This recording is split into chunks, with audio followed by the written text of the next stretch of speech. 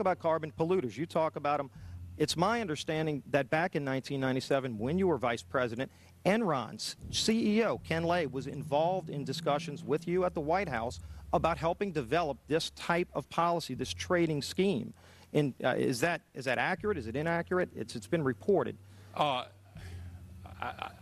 don't know, but I met with Ken Lay, as lots of people did, before anybody knew that he was a crook. Right, and clearly you can see why so many of us are concerned about this type of cap-and-trade energy tax that would be literally turning over this country's energy economy. I didn't know him well enough to call him Kenny Boy. Well, but you knew him well enough to help devise this trading scheme, and obviously we know what Enron and these big guys on Wall Street like Goldman Sachs, and I know you've got interest with Goldman Sachs. No. Well, that's been reported. Is that not accurate? No, I wish I did. With executives from you're partnered in companies with executives from Goldman Sachs. Well, if you're not. Al Gore has got to be the greatest con artist in modern history. This guy claims he invented the internet, even though it's on record he's a liar, and he got away with it.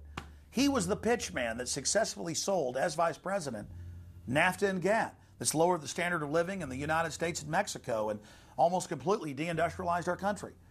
Now he's saying you should pay him and his private company, set up by Enron, a carbon tax on breathing. Look, if you want to buy Al Gore's propaganda, go ahead. But before you do that, you should at least look into the claims he's making.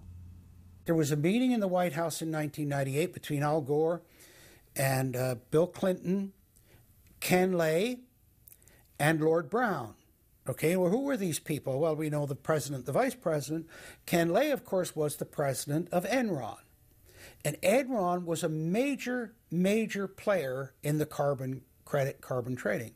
And in fact, stood to make an enormous amount of money out of it. And so it was part of the collapse of Enron.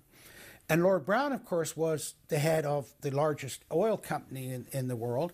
And they were looking to buy into this, as is happening now, where the energy companies are becoming the big promoters of, oh, we got to go green, we got to go to alternate energies, and all of this stuff.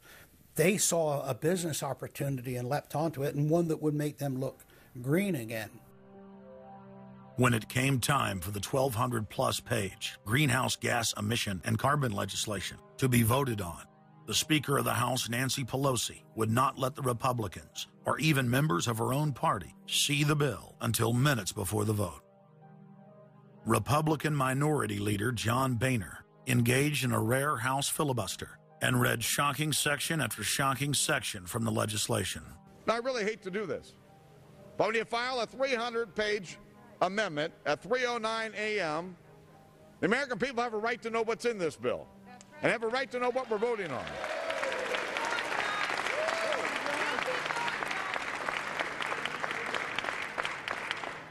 Page 48.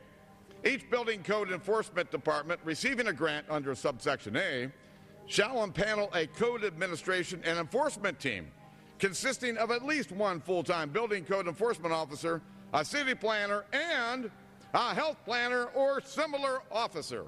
I can take you to Chickasaw, Mercer County in my district. They don't have one full-time person that works for the village, all right, not one. Look at the mandate on every city, village in America right here in this bill. So that we're not only going to tell you what the codes are going to be, but we're going to tell you how many people you need to hire to enforce this. Page 41, determine any geographic area within the contiguous United States that lacks a federal power marketing agency. Because, you know, we can't move power around the country without a federal power marketing agency. We do it today, but now we have to have a new government agency to do this. All California housing standards are now going to be imposed on every American community. You don't have the right to have your own building standards in your community or in your state. Hell no, the federal government's going to tell you what they are. It quickly became clear why Pelosi and the Democratic leadership were desperate to keep the contents of the bill secret before the vote. now, because of this underlying bill, the federal government will virtually have control over every aspect of lives for the American people. It is time to stand up and say, we get to choose. We choose liberty or we choose tyranny. It's one of the two. The underlying bill represents the tyranny and the intervention of the federal government. It's our choice. What will we choose today? Will we choose liberty or will we choose tyranny? And I know that we'll be facing the single moms that heard from last summer. They can't afford the gasoline bill. They can't afford the propane. You didn't do a great thing. You hurt some really decent families struggling, trying to make it, and this is going to be their death knell. It breaks my heart. I yield back.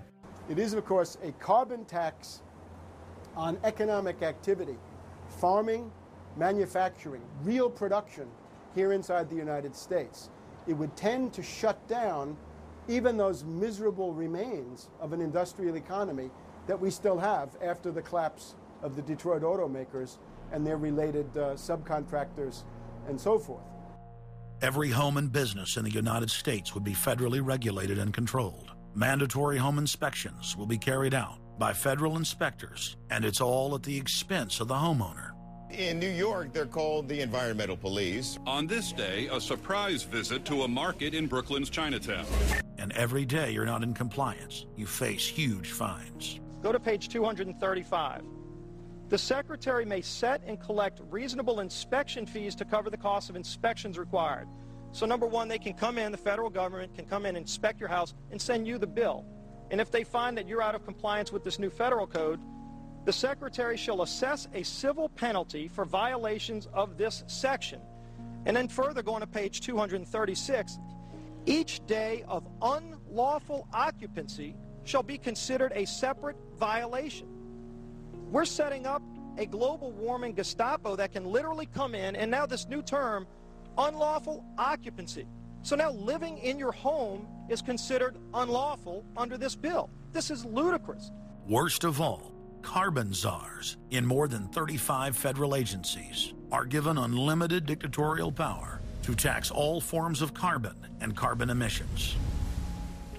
The Commissar Green Police openly brag that they will have the power to selectively enforce the new edicts on a case-by-case basis. It's funny because when I tell people what I do for a living, the first response usually is, you're with the environmental police? There is no environment in New York City. With this new power, the Green Mafia can take over the entire economy through selective enforcement. We know, Madam Speaker, that this national energy tax will cost the American people $2 trillion. We know that. We know this will result in a loss of 2.5 million jobs every year for the American people. We know that. We know this will result in a reduced standard of living for Americans. We know that. What is the point and what's the benefit? The same central banks that have stolen more than $50 trillion from national treasuries across the planet are now creating a new